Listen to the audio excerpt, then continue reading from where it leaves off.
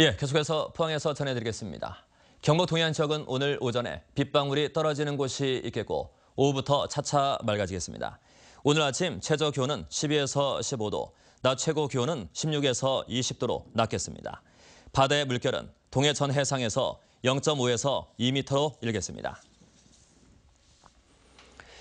지역의 대선 공약을 검증하는 순서로 자유한국당과 바른정당, 정의당 공약을 살펴봅니다. 현안을 반영한 공약도 많지만 실현 가능성에 의문이 들거나 논란이 예상되는 공약도 있습니다. 보도에 김철승 기자입니다.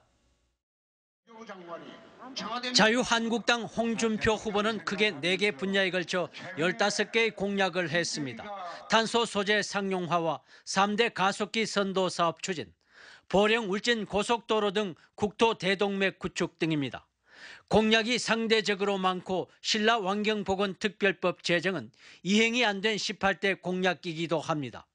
이와 같은 공약들은 우선순위와 또 지역의 사정과 예산 사정을 반영해서 하나하나 5년간 착실히 추진해 나갈 것입니다.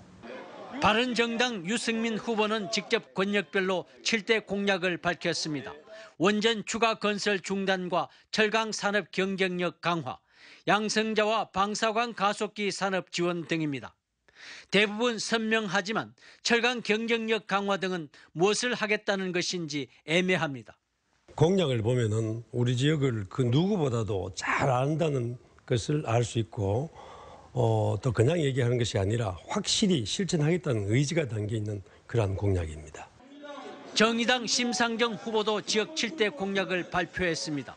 영일만 신항 활성화와 포항 안동 간 도로 4차선 조기 완공, 성주 사드 배치 백지화 등입니다. 이 가운데 낙동강 보철거와 사드 백지화 공약 등은 논란이 예상됩니다. 국민의 생명과 안전을 위해서 또한 생태를 위해서 이런 공약들은 반드시 지켜지고 또 받아들여져야 된다고 생각합니다. 각 당의 색깔이 뚜렷한 대선 후보들의 지역 공약, 희망과 기대감을 갖게 하지만 구체적인 재정 추정과 확보 방안이 제시되지 않아 실현 가능성에는 의문을 남기고 있습니다. MBC 뉴스 김철승입니다.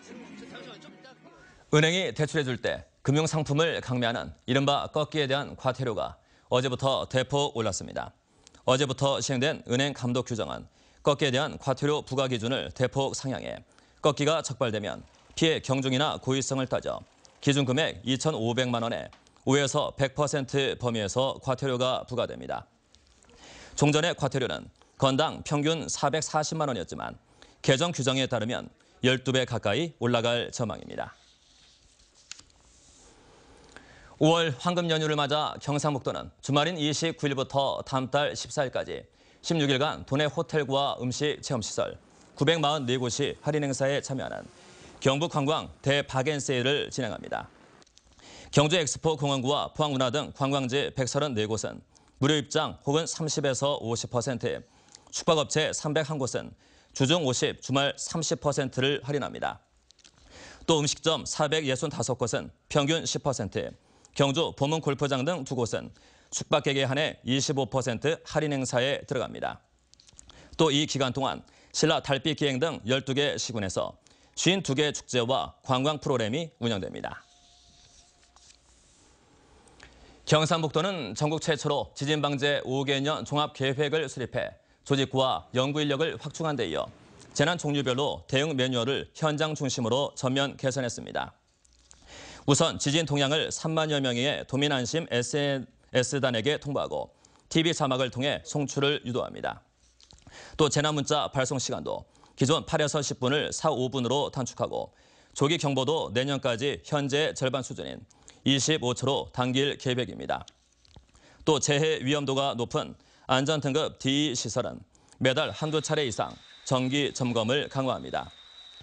이 밖에도 전통시장 화재안전 3개년 종합계획을 수립하고 해안도로 침식구와 주택 침수 등 연안 재해 예방을 위해 해양시설물 설치 때 침식 영향 평가제 등을 도입키로 했습니다. 통계청이 발표한 지난해 하반기 지역별 고용조사에 따르면 울릉군은 지난해 79.5%의 고용률을 보여 전국 155개 시군 가운데 가장 높았습니다. 울릉군의 취업자 6천 명 가운데 28%는 임시 일용직으로 전국 최고 수준이었는데 이는 농림업 비중이 높은 다른 군 지역과는 달리 각종 서비스업 취업자가 43%로 높은 비중을 차지하고 있기 때문으로 분석됐습니다. 군을 제외한 시 지역에서는 관광객 특수 효과에 힘입은 제주 서귀포시가 72.4%로 가장 높은 고용률을 기록했습니다. 지난달 포항 영일만 항구와 베트남, 태국 신규 항로가 개설된 이후에 처음으로 우드 펠릿이 수입됐습니다.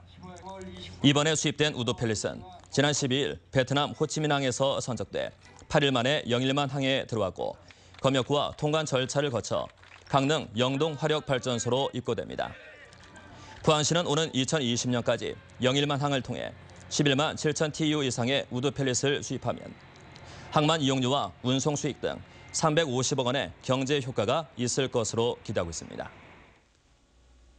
네, 이상으로 MBC 뉴스를 마칩니다. 감사합니다.